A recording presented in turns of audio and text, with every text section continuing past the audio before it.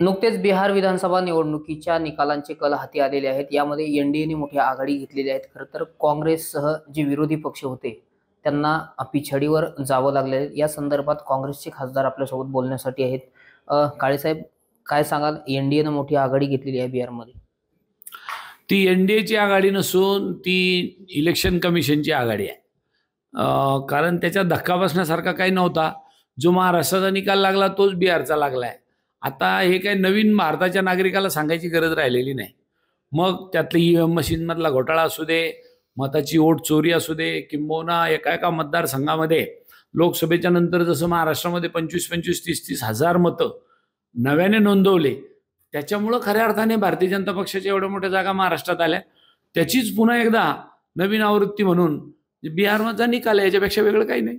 पण ज्या पद्धतीने महाराष्ट्रात विधानसभा निवडणुकीपूर्वी लाडक्या बहिणींना 1500 रुपये दिले, त्यानंतर बिहारमध्ये सुद्धा महिलांच्या खात्यात 10,000 रुपये टाकण्यात आलेले होते। कुठेतरी याचा फायदा यांना झाला असं म्हणता येईल। मी या मताचा आहे की हे पब्लिकला शो करण्याकरता 10,000 रुपये दिले, 1,500 रुपये दिले, हे दाखवण्याचा कार्यक्रम आहे। वस्तुस्थिती हीच आहे की त्या मशीनमधला घोटाळा नोट चोरीच आहे।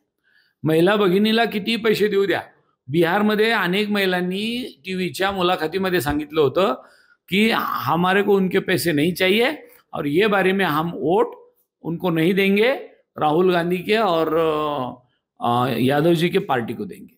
बरं, ज्या पद्धतीने राज्यात सुद्धा काँग्रेससह विरोधी पक्षांची पिछेहाट झाली, आता बिहारचा निकाल सुद्धा अशा पद्धतीने लागलेला आहे। या सगळ्या संदर्भात काय म्हणाल तुम्ही नेमकं? या सगळ्या परिस्थितीमध्ये एक दिवस जनता जनार्दन निश्चितपणाने रस्त्यावर उतरल्याशिवाय राहणार नाही आणि श्रीलंका आणि नेपाळ याची जास्त वेळ वाट पाहावी लागणार नाही भारत देशाला। बिहार विधानसभा निवडणुकीच्या निकालावरून नवनीत राणांनी असं म्हटलेलं आहे की देशाचा पप्पू राहुल गांधी आणि महाराष्ट्राचा पप्पू आदित्य ठाकरे आता हे सिद्ध झालेलं आहे।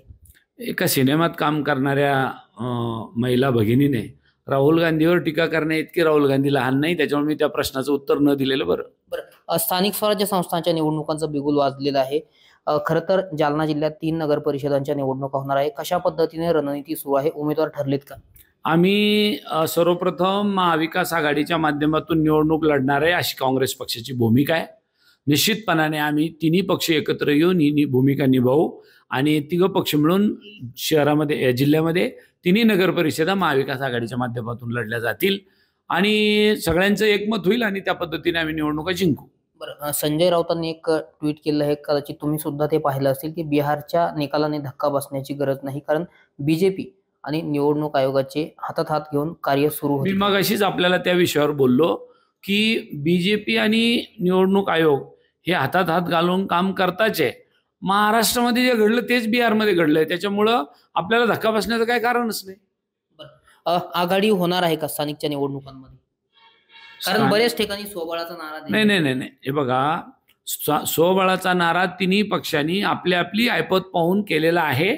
पण ज्या ज्या ठिकाणी कार्यकर्त्याचं खालून भूमिका आली की आमच्या तालुक्यामध्ये, आमच्या शहरामध्ये नगर परिषदेमध्ये महाविकास आघाडी करावी लागेल, तिथं आम्ही कार्यकर्त्याला संमती दिली। त्या तालुक्यातल्या नेत्यांनी ती संमती घेऊन त्यांच्या स्तरावर काम करायला सुरुवात केली।